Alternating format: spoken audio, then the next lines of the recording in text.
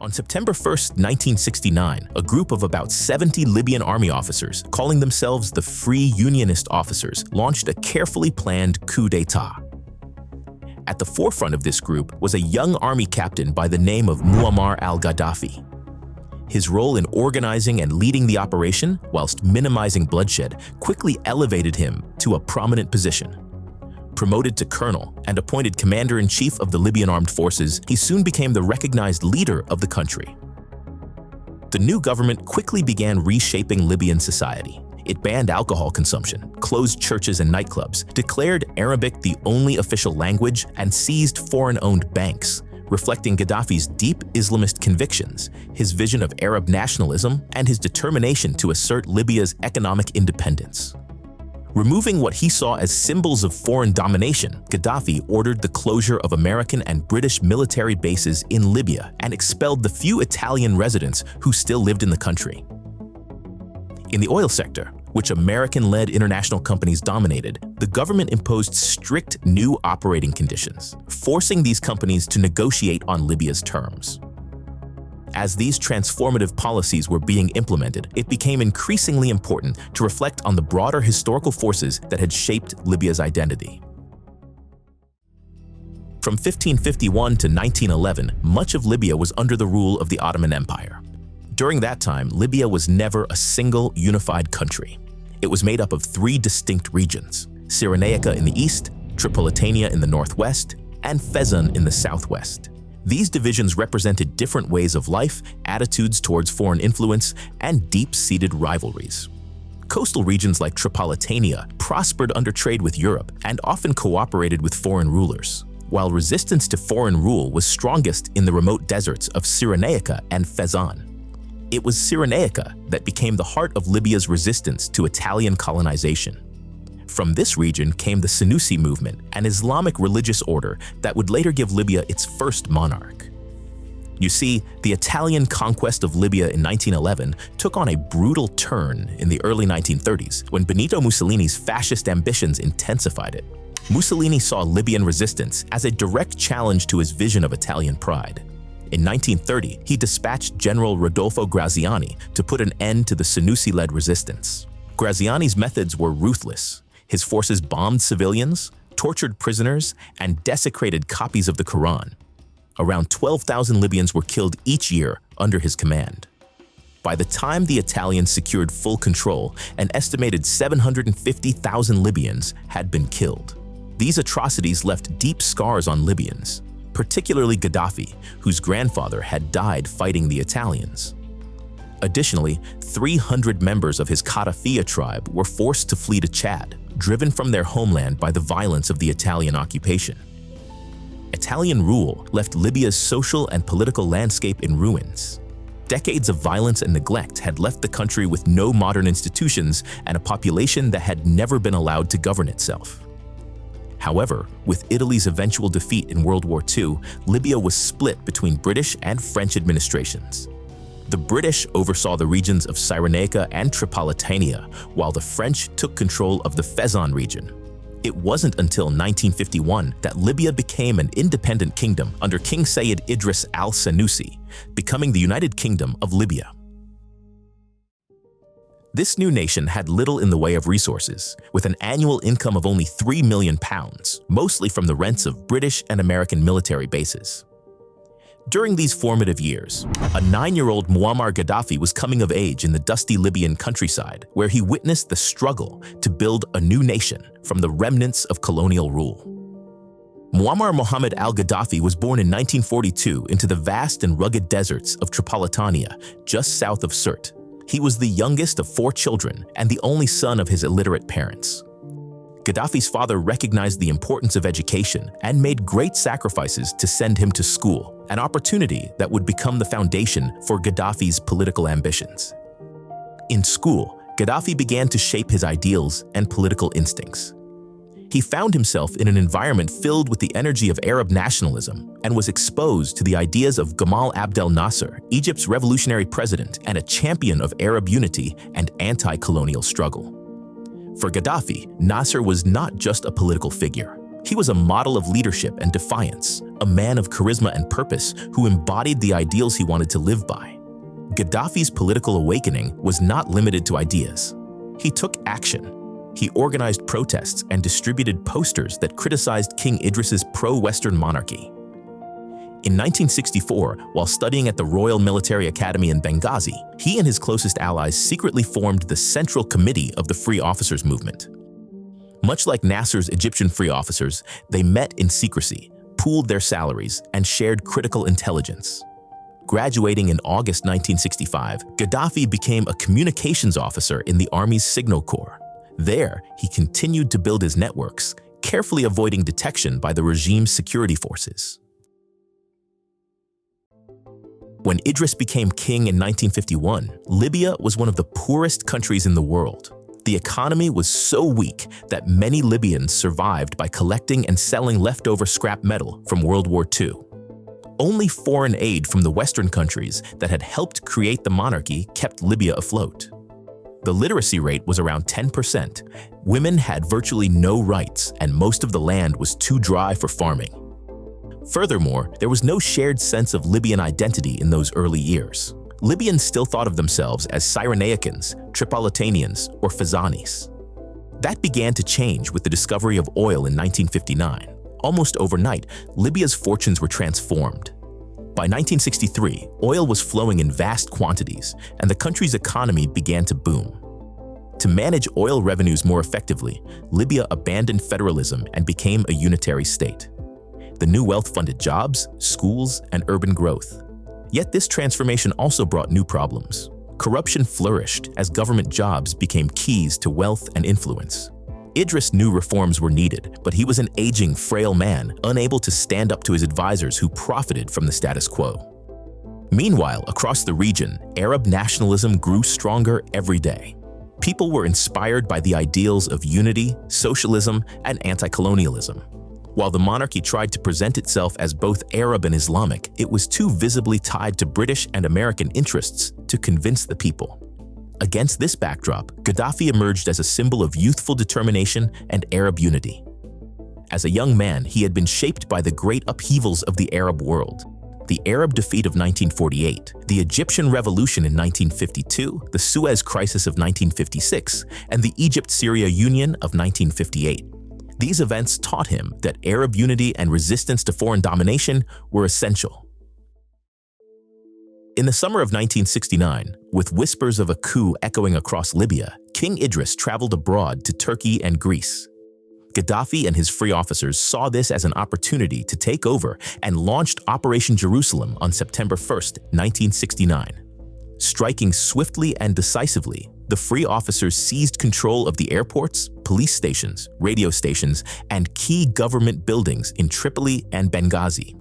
When the dust finally settled, the monarchy was gone and Libya became the Libyan Arab Republic. By framing their revolution as a bold assertion of Arab pride and unity, the free officers won the support of a nation long divided by tribal and regional rivalries.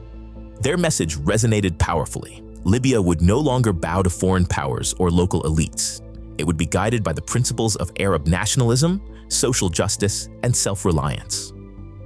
At just 27 years old, Gaddafi became chairman of a 12-member Revolutionary Command Council, the RCC, and Libya's de facto head of state, promoting himself to colonel and commander-in-chief of the armed forces. Following this, he moved quickly to consolidate power. Monarchists and members of Idris's Senussi clan were purged from political and military positions. King Idris himself was sentenced to death in absentia. However, just 3 months after the coup, some members of the army and the interior ministers tried to overthrow Gaddafi in a failed coup attempt. Also, in 1970, Ahmed al-Senussi, a great-nephew of King Idris, launched another plot to restore the monarchy, but it too was foiled. As a result, Ahmed was sentenced to death, though Gaddafi later commuted his sentence in 1988 and pardoned him in 2001. Meanwhile, Gaddafi continued the monarchy's ban on political parties and went further by outlawing trade unions, forbidding workers' strikes, and suspending newspapers. Recognizing that oil was Libya's most valuable resource, Gaddafi and the RCC took decisive steps to assert national control. In October 1969, they denounced the unfair trade terms that favored foreign corporations over Libya. Gaddafi seized British Petroleum's stake in a major oil field in the country and declared that Libya would claim a 51% share in all foreign oil operations. These decisive actions quickly paid off. Over the next 4 years, Libya's GDP skyrocketed from $3.8 billion to $13.7 billion. The government also doubled the minimum wage, imposed statutory price controls, and introduced compulsory rent reductions of 30 to 40%. In healthcare, the changes were striking. In 1968, Libya had about 700 doctors and a limited number of hospitals. But by 1978, there were more than 3,000 doctors and 50% more hospitals. On the 16th of April 1973, Muammar Gaddafi stood before a crowd in the town of Zuwara and declared the beginning of Libya's popular revolution. The speech was grounded in a 5-point plan, each point a direct challenge to the existing structures of power, governance, and culture. First, Gaddafi declared the abolition of all existing laws, announcing they would be replaced by revolutionary decrees crafted by the leadership. Second, he stated that anyone opposing the revolution would be removed, indicating a sharp turn toward authoritarian suppression. Third, he declared an administrative revolution, vowing to dismantle what he called a bloated, inefficient bureaucracy dominated by an old elite. Fourth, the Libyan people were to arm themselves and form people's committees to defend the revolution. And fifth, Gaddafi announced the beginning of a cultural revolution intended to purge Libya of all poisonous foreign influences that threatened the revolutionary purity of the state. The speech in Zuwara effectively laid the ideological cornerstone of Gaddafi's Third Universal Theory, even before it was formally named, and laid bare his ambitions to construct a new type of revolutionary state. At its core, this theory rejected both American capitalism and Soviet Marxism, calling them different sides of the same imperialist coin. Gaddafi claimed to offer something original, a revolutionary model grounded in Islamic revivalism, Arab nationalism, and radical direct democracy. As part of the popular revolution, Gaddafi invited ordinary citizens to form general people's committees, which he claimed would serve as the foundation for a new form of direct democracy, a system he believed was more authentic and participatory than party-based governance. These committees were rapidly formed across all segments of society, especially within schools, universities, and public institutions. Their role was not only administrative, they were also tasked with vetting teachers, course content, and even textbooks to ensure ideological alignment with revolutionary principles. While on paper, these committees promised wide participation, in practice, they deepened tribal divisions, created institutional chaos, and facilitated the rise of a surveillance state. Real power remained concentrated at the top, with Gaddafi and the Revolutionary Command Council maintaining exclusive control over all significant decisions. In the aftermath of the Zuwara speech, high-ranking officials in the media, education system, government, and major enterprises were purged. In their place, Gaddafi promoted young, inexperienced loyalists, many from marginalized tribes and regions historically excluded from national politics. In addition, Gaddafi believed that Islam should be the soul of his revolution, but not the traditional Islam of the mosque. Instead, he demanded a return to the original Quran, stripped of scholarly interpretations. He later banned clerics from speaking on political matters, telling them to stick to prayers, while insisting that ordinary citizens had the right to interpret scripture for themselves. By 1975, the strain of this new system began to show. Discontent grew, especially among the country's university students, who challenged the regime's growing authoritarianism and its cult-like imposition of revolutionary doctrine. Viewing students as inherently rebellious and dangerously inquisitive, Gaddafi responded with mass arrests in April. In August 1975, two key RCC members, Bashir Hawadi and Omar Abdullah al-Mahaishi, attempted a coup against Gaddafi. But by then, the colonel had already built layers of security around himself. The attempted rebellion failed, and the plotters fled. Consequently, Gaddafi again carried out widespread purges of both the military and government, removing anyone suspected of disloyalty. The result was a wave of fear and brutal punishment known as the Green Terror. During 1973 and 1974, Gaddafi's government endorsed many Sharia laws. But once Sharia law clashed with his revolutionary ideas, especially when it came to protecting private property, he discarded it entirely. In its place, he introduced a new text that would serve as the ideological foundation of his state, the Green Book. Published in 3 volumes between 1975 and 1979, the Green Book was Gaddafi's political scripture. The first volume addressed politics and rejected representative democracy, arguing that it only empowered the elite and left the masses voiceless. The second volume tackled economics, calling for the dismantling of capitalism and private ownership to be replaced by worker cooperatives and collective management. The third volume discussed social matters, emphasizing the roles of family, tribe, and gender in shaping society. Additionally, Gaddafi announced a complete restructuring of Libya's political system.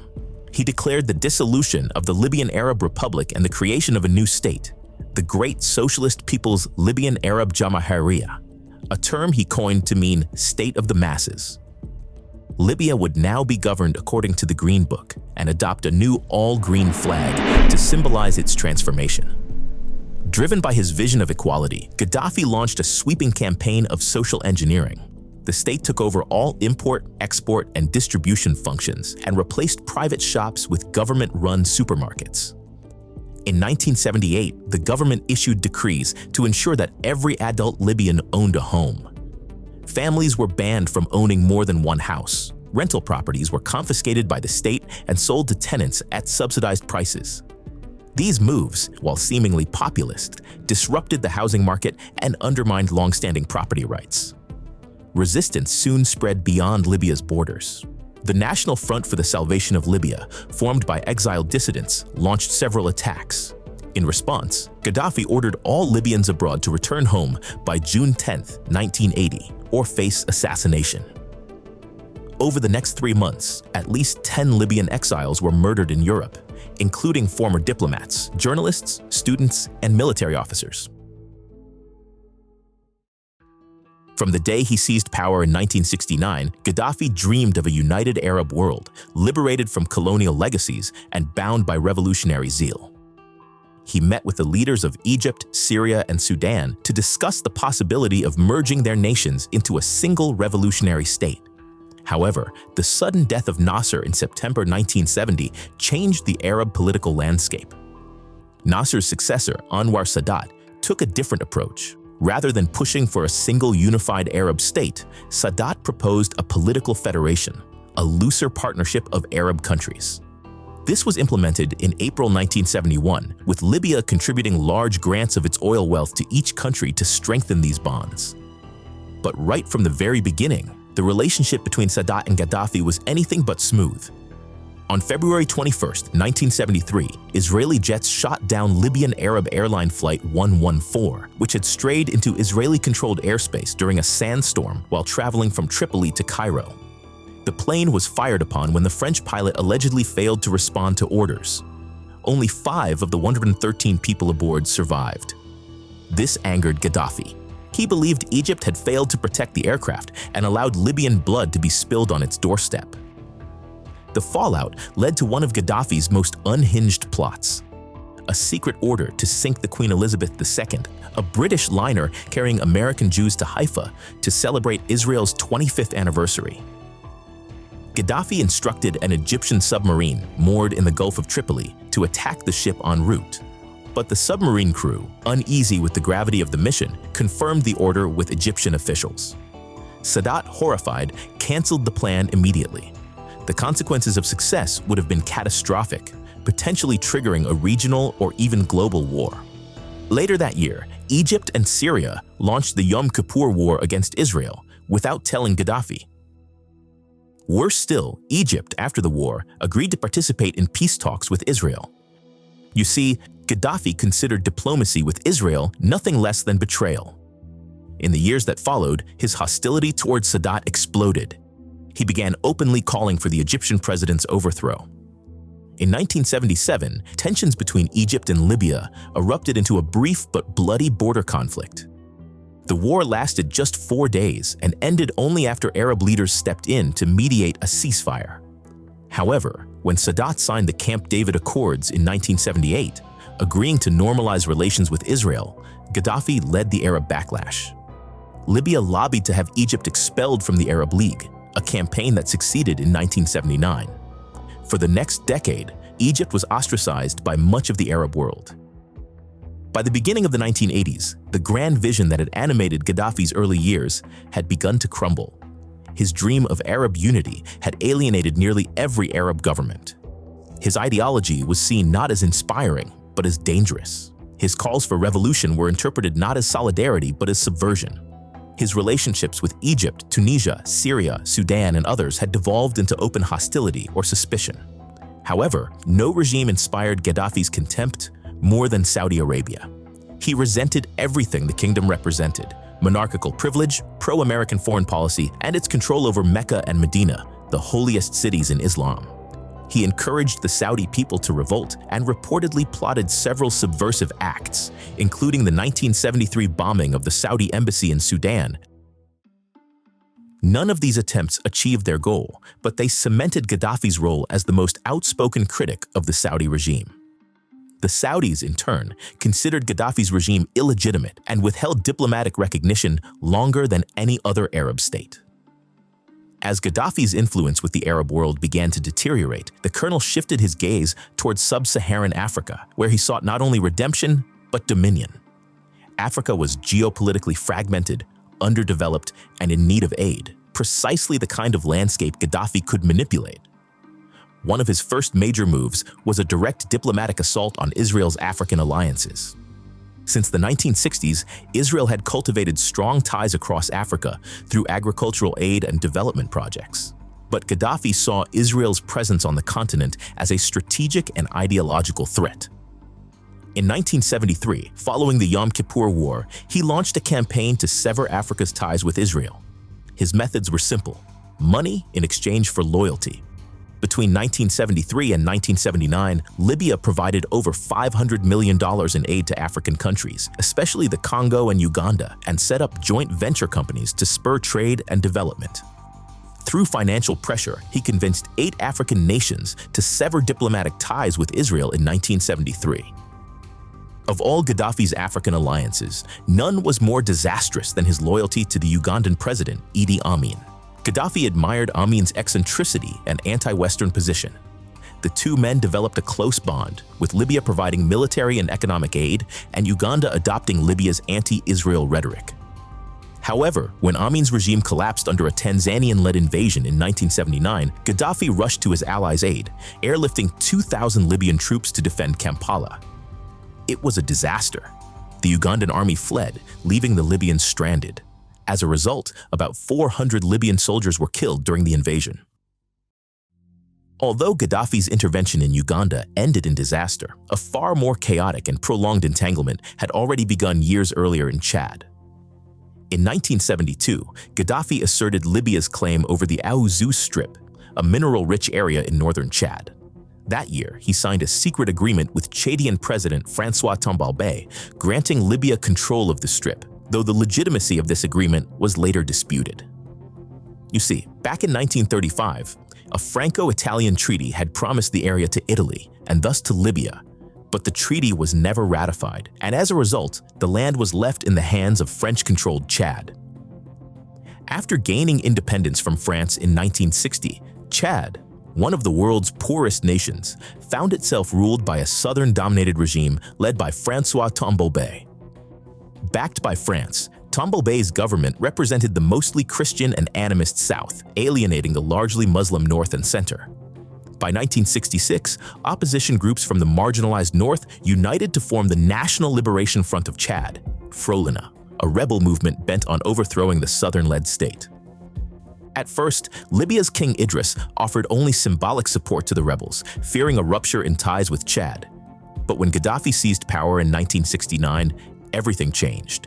He envisioned transforming northern Chad into a client state, an extension of his revolutionary Jamahiriya. Unlike his predecessor, Gaddafi gave the Frolinat rebels everything: weapons, training, and offices in Tripoli. He also began stationing troops in the Aouzou Strip. When President Francois Tombalbaye was killed in a military coup in 1975, power shifted to a new southern-led regime under General Félix Malloum. One of Malloum's first acts was to reject Libya's occupation of the Aouzou Strip, directly challenging Gaddafi's territorial ambitions. In an effort to unite the fractured nation, Malloum entered into a power-sharing agreement with Hissène Habré, a prominent northern rebel commander and former leader within the Frolinat movement. By then, Habré had distanced himself from Frolinat's pro-Libyan faction, openly accusing Gaddafi of seeking to dominate Chad through manipulation and military interference. Malloum appointed him prime minister in hopes of forging national unity, but the alliance soon crumbled as tensions between the two men and their respective factions escalated into open conflict. In February 1979, fighting broke out in the capital, N'Djamena, between Malloum's forces and Habré's troops. The city descended into chaos and the new government collapsed. Meanwhile, Gaddafi threw his support behind Frolinat's latest leader, Goukouni Ouédé, backing him during the chaos. Subsequently, in August, regional powers, notably Nigeria, brokered a fragile agreement among the warring factions, leading to the creation of a transitional government of national unity. Goukouni Ouédé, with Libyan support, was named president. Hissène Habré took the role of Minister of Defense, while former President Félix Malloum resigned and went into exile in Nigeria. However, peace didn't last long as Habré and Goukouni clashed almost immediately. Their power struggle became the center of the next phase of the Chadian civil war. Consequently, Ouédé called on Libya for help, and Gaddafi responded with a massive intervention. 7,000 Libyan troops and 7,000 mercenaries from his Islamic Legion swept across Chad to crush Habré's forces. It was one of the few clear victories Libya would enjoy. But Gaddafi's ambitions then exceeded his sense. In January 1981, he proposed unifying Libya and Chad into one state. The move triggered a backlash. Goukouni, alarmed by public outrage, requested that Libya withdraw from Chad. Surprisingly, Gaddafi complied. However, this calm was short-lived. Goukouni's weakened position allowed Habré to return. Backed by France and the United States, Habré launched a successful coup in 1982, forcing Goukouni to flee into exile in Libya. In response, Gaddafi launched an invasion of Chad to reinstall Goukouni. Libyan troops occupied the north and seized the Aouzou Strip. The conflict now became a direct Libya-Chad war, with Habré backed by France and the United States, who saw him as a counterweight to Gaddafi's expansionism. The war reached its boiling point in December 1986. Gaddafi, violating a 1984 agreement with French President François Mitterrand to withdraw from Chad, ordered his proxies in the transitional government to strike Habré. France retaliated with Operation Épervier, drawing a clear red line to stop Libyan forces. The war that followed became known as the Toyota War, named after the light, fast pickup trucks used by Chadian troops to devastating effect. The result was catastrophic for Libya. By March 1987, Chad had killed over 3,000 Libyan soldiers in a string of battles. By September, the number had risen to more than 7,000 troops. Though the Aouzou Strip remained in Libyan hands for the moment, repeated Chadian offensives claimed another 1,700 Libyan lives.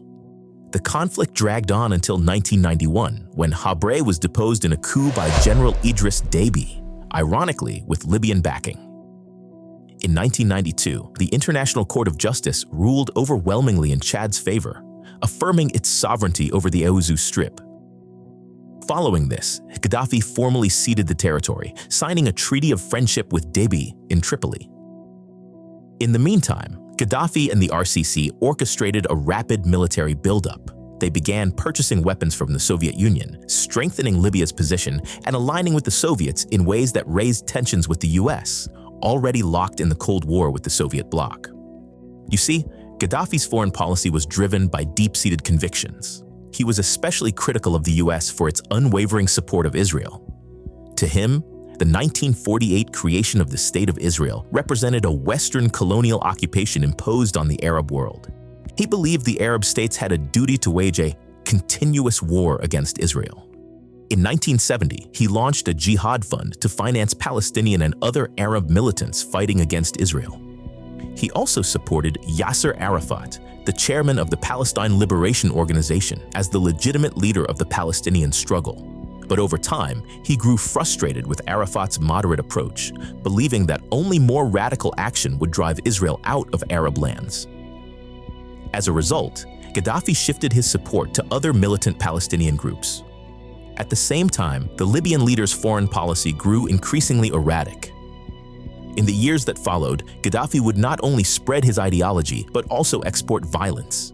Libya would become the nerve center of a global network of assassins, mercenaries, and insurgents, from Europe to the Middle East, Africa to Latin America.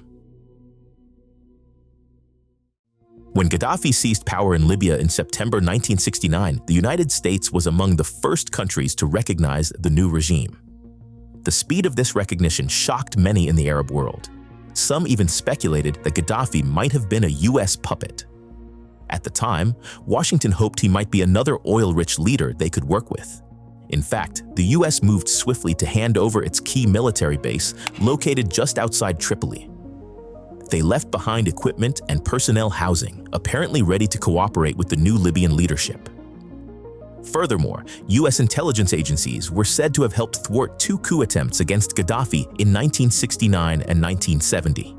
But this honeymoon period didn't last. You see, Gaddafi was young, ambitious, and filled with pan-Arab and anti-colonial zeal. He began delivering speeches filled with fury against Western imperialism. He condemned the US and Britain openly and started funneling money to groups hostile to American interests. By 1973, the US had had enough. Washington began scaling back its diplomatic presence and imposed an arms embargo. From that point forward, the relationship entered a slow and steady decline. Though Gaddafi was no communist, he strategically leaned toward the Soviet Union to unsettle the Americans. Libya soon became a top-tier Soviet client state, buying billions of dollars in Soviet weaponry. But the Soviets never fully trusted Gaddafi. They saw him as unpredictable and prone to grand, impulsive decisions. As a result, they kept their distance, using him for leverage but never fully embracing him. By the time President Jimmy Carter took office in 1977, Gaddafi had become openly hostile. In 1979, when Iranian revolutionaries stormed the U.S. Embassy in Tehran and took 53 Americans hostage, Gaddafi was one of the few leaders to publicly support the move. That same year, the U.S. Embassy in Tripoli was attacked by a massive mob and burned to the ground. When Ronald Reagan took office in 1981, he vowed to take a hard line against America's enemies. It didn't take long for him to set his sights on Muammar Gaddafi. With his explosive speeches and open support for terrorist groups, Gaddafi was quickly cast as enemy number 1. Reagan famously labeled him the mad dog of the Middle East. You see, throughout the 1970s and 1980s, Gaddafi had become a self-declared messiah for the world's rebels and outcasts. In the name of justice and revolution, his regime funneled petrodollars into a global insurgency network that reached across continents, from the backstreets of Manila to the alleyways in Dublin, Chicago's underground cells, and the battle-scarred neighborhoods of Beirut. Tripoli, the Libyan capital, became infamous, not for diplomacy or trade, but as an international university of terror.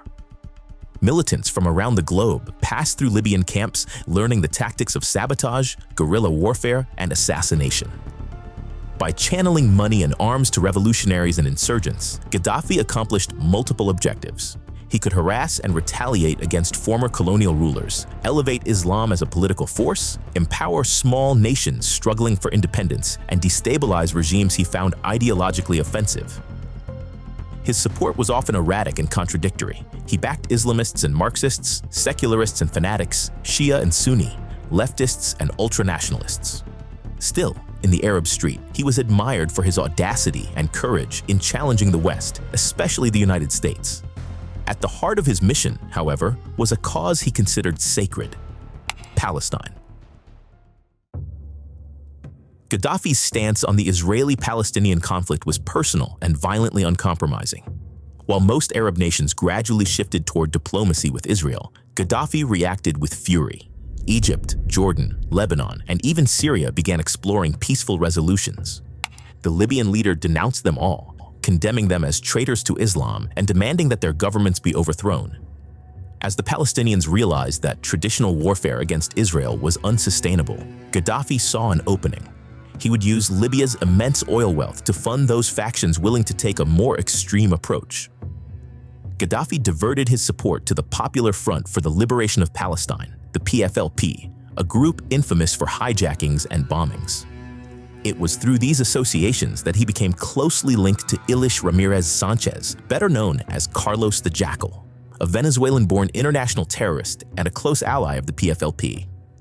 Their friendship epitomized Gaddafi's shift from revolutionary supporter to global terror sponsor.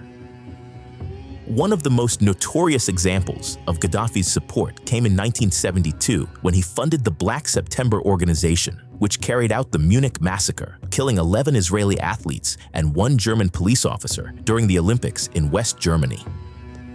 After the attack, Gaddafi had the militants' bodies flown back to Libya for a hero's funeral, treating them not as criminals, but as martyrs in a struggle for liberation. 1 year later, a Libyan-backed group called the National Arab Youth for the Liberation of Palestine launched a brutal attack at an airport in Rome. They threw thermite bombs into a Pan Am jet, killing 32 innocent people and injuring 18 more. Even as Libya's oil revenues dipped in the early 1980s and Gaddafi faced growing US sanctions, he continued to bankroll militants. In 1981 alone, he reportedly spent $100 million funding Palestinian operations. Gaddafi's reach didn't stop at the Middle East. It also stretched deep into Europe's radical underground. In Spain, he funded the ETA, the Basque separatists responsible for over 820 deaths. In Italy, he backed the Red Brigades, a militant communist faction linked to the PLO. France's Action Directe, known for bombings and political assassinations, also received his support. So did Germany's Baader-Meinhof group, one of Europe's most feared far-left insurgencies. Even the Armenian Secret Army for the Liberation of Armenia, fighting to avenge the 1915 genocide, was on Gaddafi's payroll. Alongside his support for armed struggle, Gaddafi also cultivated unlikely political alliances, none more curious than his bond with Romanian dictator Nicolae Ceausescu. Both leaders had come to power at a young age and aspired to elevate their countries to global prominence. As a result of their friendship, Romania received Libyan oil on favorable terms, and its secret police had access to Libya's enormous stash of confiscated foreign passports. Meanwhile, in Latin America, Gaddafi's geopolitical ambitions were expanding rapidly. The region, long shaped by American influence and Cold War power plays, offered the Libyan leader a prime opportunity to challenge Washington's dominance. His involvement in Nicaragua was a flashpoint. In 1979, the Sandinista National Liberation Front, a populist and leftist movement, overthrew the deeply corrupt Somoza dictatorship, one of America's most loyal allies in the region. To the Reagan administration, the Sandinistas represented everything they feared: anti-American and extremely Marxist. Although the US responded with sanctions and armed support for the Contras, a counter-revolutionary force, Gaddafi aligned himself with the Sandinistas, offering them ideological and material support. Nicaragua was not alone. Gaddafi's money also found its way into guerrilla movements in Guatemala and El Salvador, both countries already devastated by brutal civil wars. In these regions, Libyan support helped sustain conflict, deepen bloodshed, and prolong instability. In Asia, Gaddafi's ambitions took on a more ideological and religious flavor. With hundreds of millions of Muslims living in the region and a diverse array of Islamic nations, he saw Asia as a vital front in his campaign to spread Libya's influence. In the Philippines, Libya played a crucial role in the rise of the Moro National Liberation Front, the MNLF, a secessionist group based in the southern islands. Beginning in the early 1970s, the MNLF launched a violent campaign for independence, engaging in both terrorism and large-scale military conflict with the Philippine Army. With Gaddafi's support in the form of money and weapons, the MNLF's activities grew increasingly destructive. Libya became a vital external sponsor of a conflict that would persist for decades and cause widespread devastation across the region. Inside Reagan's administration, CIA Director William Casey and National Security Advisor Robert McFarlane pushed aggressively for actions against Gaddafi. Previously, in August 1981, US Navy planes had conducted exercises in the Gulf of Sirte, a region Libya claimed as its territorial waters. The US refused to acknowledge this claim. As a result, when two Libyan fighter jets approached, they were shot down by US Tomcats. This was a direct military engagement, one of the first under Reagan's watch. Consequently, in December that year, stories broke in the American press that Gaddafi had dispatched a hit squad to assassinate Reagan, supposedly led by the infamous terrorist Carlos the Jackal. Gaddafi, in a rare live interview, furiously denied the allegations, but it was too late. The image of him as a direct threat to President Reagan had already taken hold, adding fuel to an already burning fire. In 1982, Reagan banned the import of Libyan oil and limited exports to essentials like food and medicine. In 1986, all US companies were ordered to leave Libya. The US closed Libya's assets and declared the country a national security threat. The sanctions hit hard. Libya lost over a third of its oil revenue overnight. Furthermore, the US ramped up its pressure on Gaddafi by supporting his rivals across North and Central Africa. American weapons and aid flowed into countries like Sudan, Tunisia, Algeria, Liberia, and Chad. Around the same time, Libya's ties with Britain would take a dramatic turn for the worse after a tragic and highly publicized incident in London when a British policewoman was fatally shot outside the Libyan embassy during an anti-Gaddafi protest.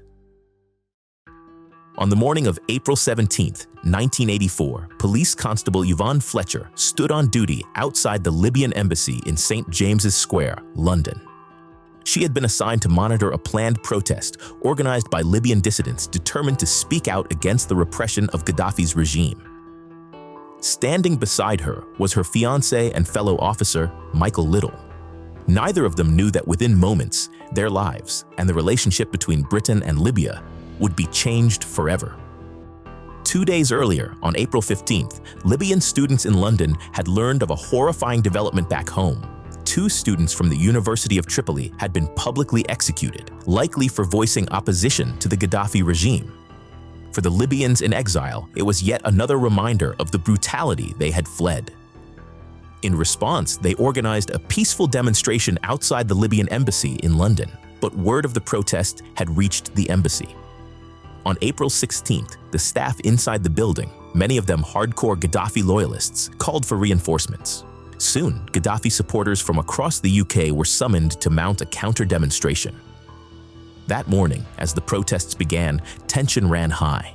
Fletcher and her colleagues were caught between the two groups. Then, from inside the Libyan embassy itself, shots rang out. A gunman, firing from within the supposedly diplomatic premises, targeted the dissidents outside. Unfortunately, one of the bullets tore through Yvonne Fletcher, ripping into her abdomen and sending her crashing to the ground in agony.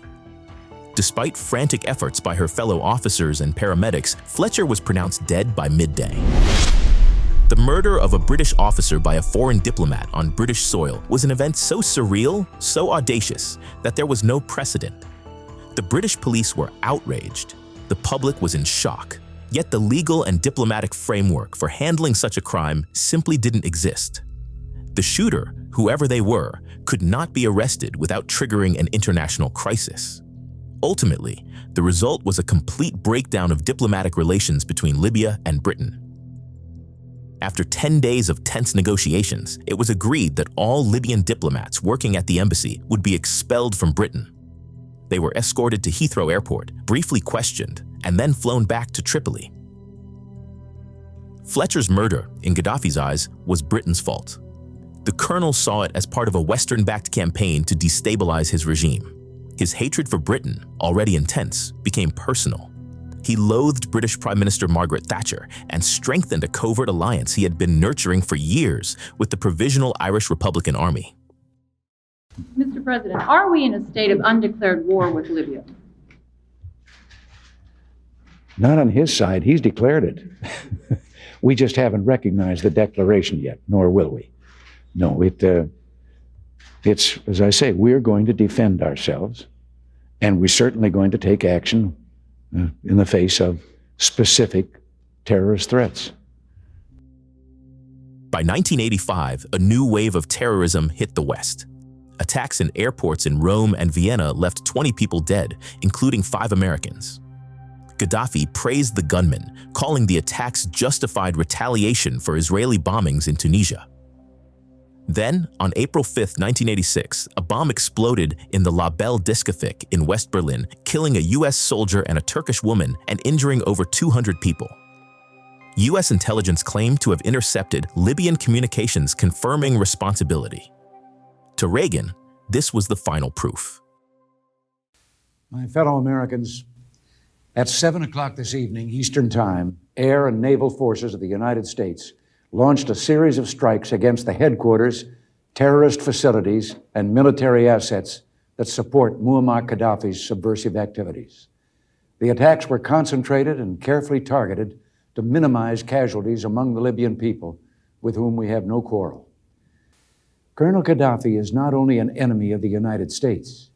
His record of subversion and aggression against the neighboring states in Africa is well documented and well known. Today, we have done what we had to do. If necessary, we shall do it again.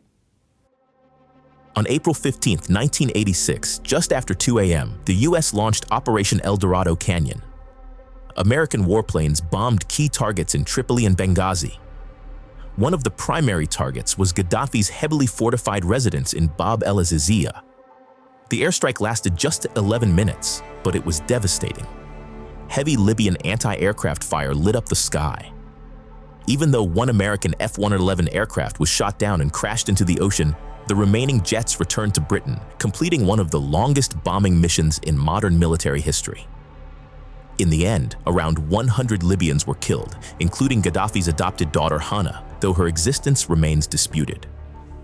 2 hours later, Reagan appeared live on American television, addressing the nation that the strike was a justified act of self-defense, a necessary response to terrorism. Officially, the U.S. claimed the goal was to cripple Libya's terrorist networks, not assassinate Gaddafi. However, Lieutenant Colonel Oliver North, one of the planners, later remarked, "If we get him, that's a bonus." In the aftermath of the assault, it became obvious that Gaddafi stood isolated. The Soviet Union, despite selling Libya billions in weapons and providing military advisors, stayed silent. It later emerged that the Soviets had taken care to keep their personnel far away from Libya in the days leading up to the attack, clearly avoiding any risk of direct conflict with the United States. Arab and African nations also voiced condemnation of the US, but they neither took action nor offered any meaningful support to Libya. Gaddafi felt disappointed. Even his military failed him. The anti-aircraft response was ineffective, the bases were caught off guard, and his advanced Soviet-supplied equipment failed to stop the attack. The bombing rattled Gaddafi to his core. He disappeared into the desert for days. When he returned, he was more paranoid than ever. He intensified internal crackdowns, searching for potential traitors and warning Libyans that the Americans would strike again. He claimed he could export terrorism to the heart of America and called for the destruction of American property worldwide. At the same time, he made quiet attempts to open diplomatic channels, appealing to the Saudis and others to help ease tensions with Washington. The US showed no interest. Before the attack, Reagan had tried to rally European allies against Libya, but his efforts largely fell flat. You see, most of Europe had deep economic ties to Libya and doubted the effectiveness of Gaddafi's influence. Many believed the US had exaggerated the threat, giving Gaddafi more power by reacting so strongly. Only Britain fully supported Reagan, allowing US planes to use British bases. Several NATO allies refused to grant overflight rights, forcing US warplanes to take longer, riskier routes that required multiple mid-air refuelings. The Americans believed the airstrikes would weaken Gaddafi's regime, but instead, it did the opposite. It unified Libyans behind their leader in defiance and handed Gaddafi a powerful narrative that he had survived an attack by the world's most powerful nation.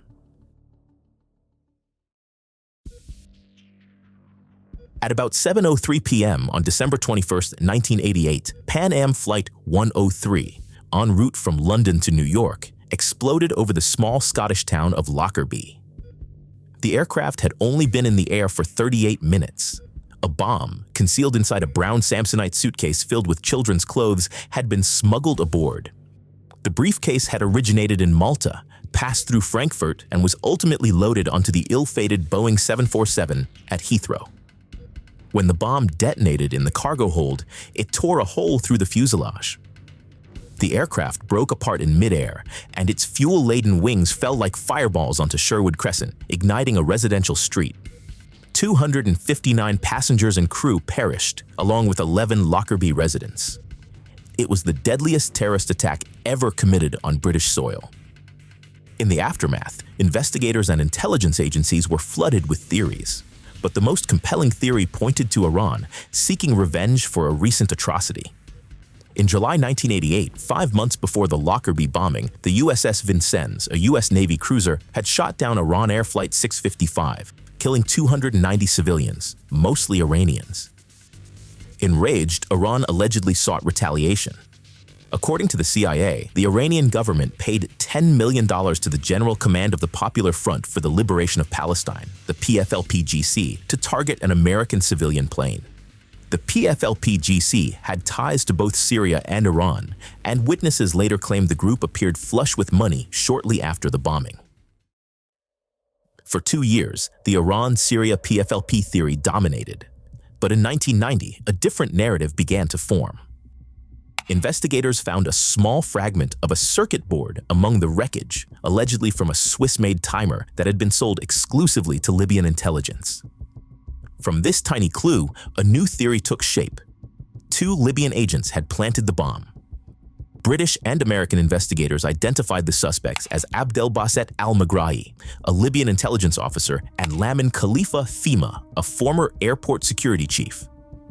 Together, they were accused of placing the bomb in Malta and ensuring it was routed to Pan Am 103.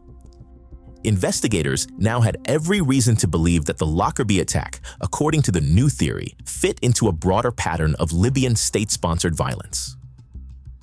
On the 14th of November 1991, the US and Britain simultaneously announced formal charges against Megrahi and Fhimah.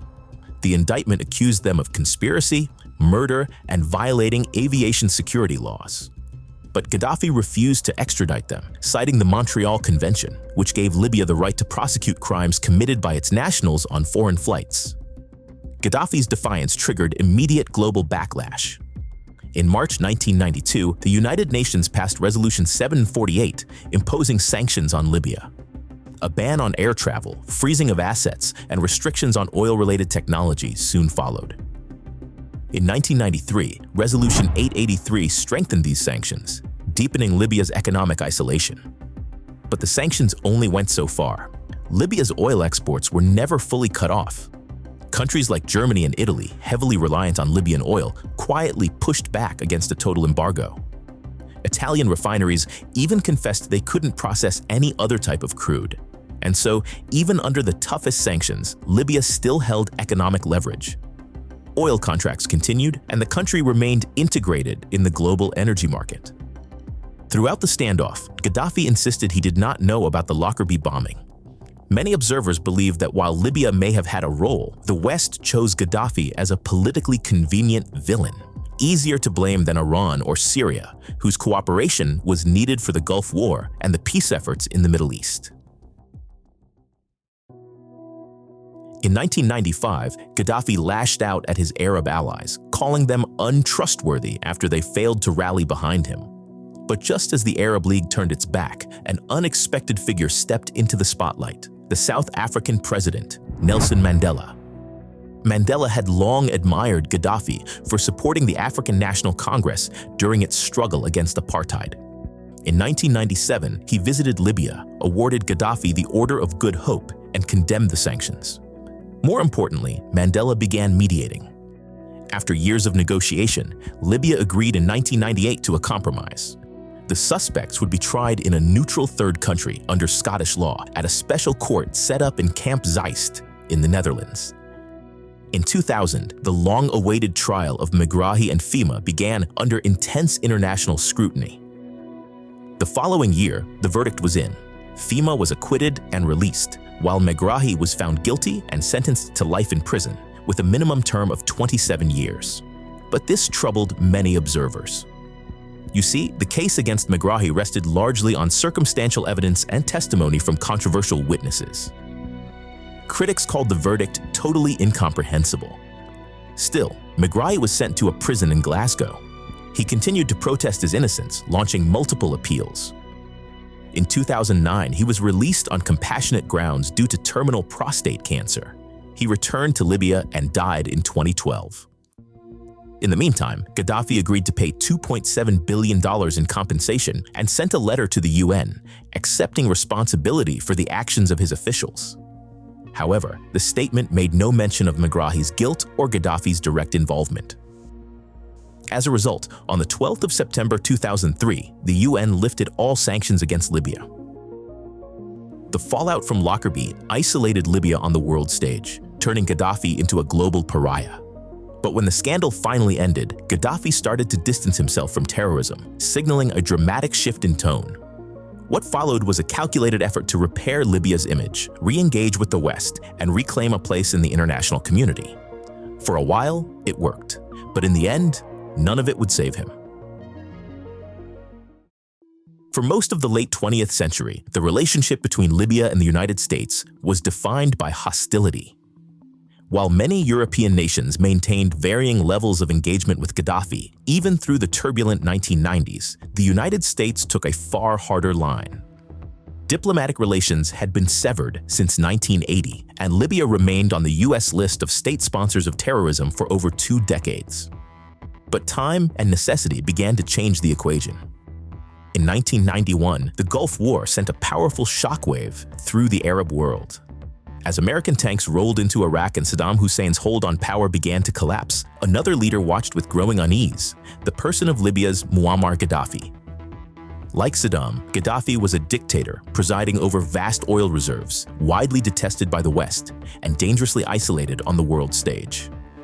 To Gaddafi, the message was unmistakable. A similar fate could easily await him. His regime had already been battered by international sanctions following Libya's alleged involvement in the 1988 bombing of Pan Am Flight 103 over Lockerbie, Scotland. As a result, his most urgent mission became clear: survival. And survival, he realized, would now depend on something he had long resisted: friendship with the West. Subsequently, Gaddafi began to cut ties with international terrorist groups, expelling notorious Palestinian militant leaders who had enjoyed Libyan hospitality since 1985. Additionally, the Libyan leader, in 1999, acknowledged general responsibility for the 1984 shooting of British police officer Yvonne Fletcher outside the Libyan embassy in London. He offered compensation to her family and the victims of the Lockerbie bombing, paving the way for the restoration of diplomatic ties with Britain after a 15-year rupture. Relations between Libya and the US reached peak progress after the attack on the World Trade Center on September 11, 2001. Within days of the attacks, Gaddafi issued a rare and public condemnation of the perpetrators. He even volunteered to donate blood from Libya for the victims and emphasized later on that the US invasion of Afghanistan was fully justified. This was a stark departure from the anti-American rhetoric that had once defined his foreign policy. In 2003, Gaddafi stunned the world by announcing that Libya would dismantle its weapons of mass destruction program and wage no more wars or acts of terrorism. You see, that year, the United States had invaded Iraq on the basis that Saddam Hussein possessed WMDs. Whether the invasion directly prompted Gaddafi to reconsider is still debated. His son, Saif al-Islam Gaddafi, led the public relations effort and presented the decision in modest, practical terms. Libya, he said, would be safer without nuclear weapons. Following this, the US lifted its travel ban on Libya, and in 2006, the State Department officially removed Libya from its list of state sponsors of terrorism. Economically, the results were immediate. US investment in Libya soared to $4 billion in 2004, 6 times what it had been just a year earlier. For the first time in decades, Washington and Tripoli were talking, trading, and cooperating. Libya became a target for American oil companies and investors. But even in this phase of cooperation, Gaddafi remained difficult to trust, impossible to predict, and unwilling to fully conform. By the twilight years of the 20th century, Gaddafi's vision of Arab unity, a dream he had spent decades financing and championing, was dead. The Arab world had abandoned him and, in his eyes, betrayed Libya. You see, not one Arab state came to Libya's defense when the international embargo crippled its economy after the Lockerbie bombing fallout. He no longer saw Libya as part of the Arab Middle East. Instead, he turned southward, pivoting his ideology and identity toward Africa. Between 1997 and 2000, Gaddafi launched a full-scale diplomatic and financial push across sub-Saharan Africa. Libya signed bilateral aid and cooperation agreements with 10 African states, joining the Community of Sahel-Saharan States in 1998. Although this aid was often wrapped in political strings and symbolic gestures, it came at a time when many African nations were desperate for alternatives to conditional Western loans and World Bank austerity. In July 2000, Gaddafi was welcomed back into the Organization of African Unity, the OAU, the continental body he had long treated with contempt. From that point on, the OAU would become his new pet project, into which he injected enormous sums of money and ambition. Gaddafi became instrumental in transforming the outdated OAU into the more robust African Union, formally launched in 2002. Gaddafi envisioned the African Union as a federal superstate, a single African nation under one flag. At the 2005 AU summit in Tripoli, the Libyan leader escalated his campaign for deeper integration, proposing the creation of a single African currency, which he named the Afro, alongside a continental passport to ease movement across borders. He also envisioned the merger of national armies into a unified African military, serving as the continent's joint defense force. At the core of it all was his dream of a centralized African government modeled after the United States of America. But most African leaders remained skeptical, viewing it as nothing more than Gaddafi's ploy to place himself at the helm of a new African superstate. Nonetheless, Gaddafi pressed on. Now seen as a messianic figure and unifier of the continent, the Libyan leader often played a pragmatic role as peacemaker. In April 1999, Gaddafi mediated in the conflict between Uganda and the Democratic Republic of Congo, going so far as to deploy Libyan troops to help uphold the ceasefire agreement. He was also credited by the African Union for his efforts to resolve the Ethiopia-Eritrea conflict, despite having previously fueled tensions in the region. In addition, he became deeply involved in trying to settle the civil war in Sudan, a catastrophic conflict that had already claimed over 200,000 lives. But Gaddafi's turn toward peace with the West, his renunciation of terrorism, dismantling of Libya's weapons programs, and rekindling of diplomatic ties was not enough to heal the deep wounds left by decades of repression. Beneath the surface of international praise and oil-fueled partnerships, ordinary Libyans remained trapped in poverty, joblessness, and political suffocation. While European leaders shook Gaddafi's hand and signed lucrative deals, Libyans endured censorship, corruption, and a regime that promised reform but delivered fear. So when the first sparks of revolution ignited in neighboring Tunisia, it wasn't foreign policy that would define Gaddafi's fate.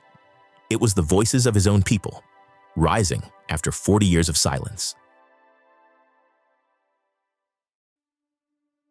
On the morning of 17th of December 2010, in the dusty town of Sidi Bouzid, Tunisia, a young street vendor named Mohamed Bouazizi reached a breaking point. Humiliated and frustrated after local police confiscated his unlicensed fruit cart, his only means of survival, Bouazizi drenched himself in fuel and set himself on fire outside the governor's office. His body, engulfed in flames, became the first spark of what would soon set much of the Arab world ablaze. 17 days later, Bouazizi died from his burns, but his final act of protest resonated far beyond his small town. Across Tunisia, people took to the streets. They weren't just mourning Bouazizi, they were rising against the suffocating mix of rampant corruption, economic despair, high unemployment, inflated food prices, and authoritarian repression that plagued much of the region. By mid-January 2011, the uprising had achieved what had seemed impossible just weeks earlier. President El Abidine Ben Ali, who had ruled Tunisia with an iron grip for 23 years, was forced to flee the country. This moment electrified the Arab world. Across the region, millions saw the unthinkable unfold, a dictator brought down not by foreign armies or elite coups, but by ordinary people demanding dignity. In Egypt, mass protests broke out on 25th of January 2011, directly inspired by the revolution in Tunisia.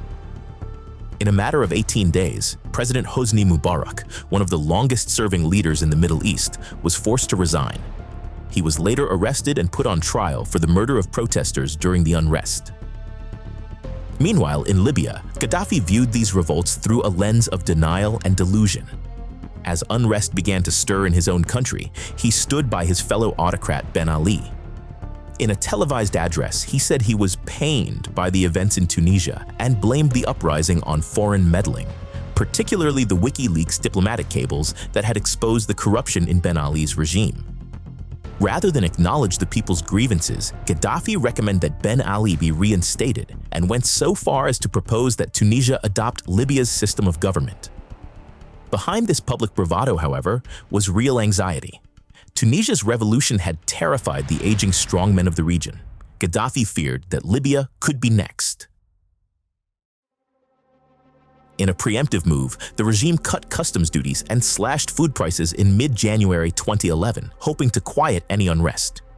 It was a shallow fix for deeper wounds. Days later, protests broke out across Libya, in Tripoli, Benghazi, Bani Walid, and Al-Baida, with demands ranging from better housing to calls for dignity and justice. These protests quickly escalated. Accusing the regime of incompetence and corruption, protesters occupied hundreds of unfinished housing units and attacked the offices of foreign contractors. Gaddafi, sensing the danger of a divided military, swiftly purged senior officers, fearing that the Libyan armed forces could fracture like those in Tunisia. Then came the arrest of Fathi Tarbel, a human rights lawyer representing the families of victims from the 1996 Abu Salim prison massacre, where hundreds of prisoners were slaughtered by Gaddafi's regime. His arrest triggered fierce protests in Benghazi, which quickly spread to other neighboring regions. Meanwhile, the regime made a failed attempt to block Facebook and Twitter, platforms that had become powerful tools for organizing the protests. By now, it was clear that this was not a passing storm. On the 17th of February 2011, the military began opening fire on protesters, killing at least 50 people in Benghazi. The next day, as mourners left a funeral, security forces opened fire, pushing the death toll past 100. Following this, Gaddafi took to state television. Standing in front of the bombed-out Tripoli building hit by U.S. warplanes in 1986, now adorned with a sculpture of a crushed American jet, he denounced the protesters as terrorists and drug addicts under al-Qaeda influence and vowed never to leave Libya, even if it meant death. In another televised rant, he threatened to hunt the rebels down street by street, house by house, wardrobe by wardrobe. The effect was immediate. Rather than suppress the rebellion, Gaddafi's words and actions deepened the rift. Soon, some of his high-ranking officials began to defect. Justice Minister Mustafa Abdul Jalil and General Abdel Fattah Yunus, along with several top diplomats, defected to join the revolution. By the end of February, eastern cities like Benghazi, Misrata, Al-Baida, and Tobruk were under rebel control. To legitimize the opposition, the rebel leaders formed the National Transitional Council, the NTC, in February 2011. Led by Mustafa Abdul Jalil, the council pledged to unify the country and liberate Tripoli. By July, they were recognized by more than 30 governments as Libya's legitimate authority. Gaddafi dismissed these recognitions as worthless, urging his followers to trample on them. But momentum was no longer on his side. Meanwhile, the international community began to weigh in on the matter, condemning the violence and demanding accountability. On the 26th of February, the UN Security Council passed Resolution 1970, suspending Libya from the Human Rights Council, imposing sanctions, and referring Gaddafi and his son to the International Criminal Court for the killing of unarmed civilians. Additionally, the UN imposed a no-fly zone on the country, authorizing all necessary measures to protect civilians. NATO, supported by the Arab League, began enforcing the no-fly zone, and countries like Qatar and the UAE committed planes to the effort. Nowhere was the cost of the war more evident than in Misrata. The city endured weeks of shelling, food shortages, and medical collapse. Gaddafi's forces tried to suffocate the resistance by cutting off supplies. Despite NATO airstrikes that destroyed tanks and weapons, the siege dragged on. Gaddafi's forces adapted, ditching tanks for jeeps and hiding in civilian areas to evade aerial detection. By early summer, his forces could no longer mount sustained offensives. Furthermore, His longtime allies and friends had abandoned him. Italy, once one of his closest partners under Prime Minister Berlusconi, opened its southern bases to NATO airstrikes targeting his regime. In a powerful joint letter published in the London Times, US President Barack Obama, British Prime Minister David Cameron, and French President Nicolas Sarkozy declared that Libya had no future as long as Gaddafi remained in power. August 2011 marked the final unraveling. With NATO air support and growing rebel alliances, including support from the long marginalized Berber communities, the rebel militias surged westward. They captured the city of Zliten and, after fierce battles, advanced into the capital, Tripoli. Gaddafi tried to save himself by offering to negotiate a transitional government, but the rebels refused outright. Thereafter, he fled to Sirte to regroup. There, he mourned the death of his son Kamis, killed in a NATO airstrike, and continued sending audio messages through Syria-based Arai TV. By October, Gaddafi was a fugitive, constantly moving with a shrinking entourage, including his son Mutassim, Defense Minister Abu Bakr Yunus Jaber, and Security Chief Mansour Dow. He hid in abandoned buildings, praying and reading the Quran. On the 20th of October, Gaddafi attempted to break out of Sirte with a joint civilian and military convoy. But unfortunately for him, NATO jets struck the convoy near the Jaref Valley, killing 53 people. Gaddafi fled to a villa, then to a construction site, and finally into a drainage pipe. Soon, the rebels found him. In the chaos, Gaddafi was injured. Graphic footage showed him captured alive but bloodied and likely tortured. He was loaded into an ambulance, and by the time he reached Misrata, he was dead. Officially, the NTC claimed he died in a crossfire, but eyewitnesses reported that he was executed. His body, along with those of his son Mutassim and Defense Minister Jaber, was put on public display in a meat freezer for 4 days. Then, without ceremony, all three were buried in a secret desert location. Gaddafi's death marked the end of an era, but not the beginning of peace. In the years that followed, Libya descended into political chaos and violent fragmentation. Rival governments, tribal militias, extremist groups, and foreign powers have all vied for control, turning the country into a battleground.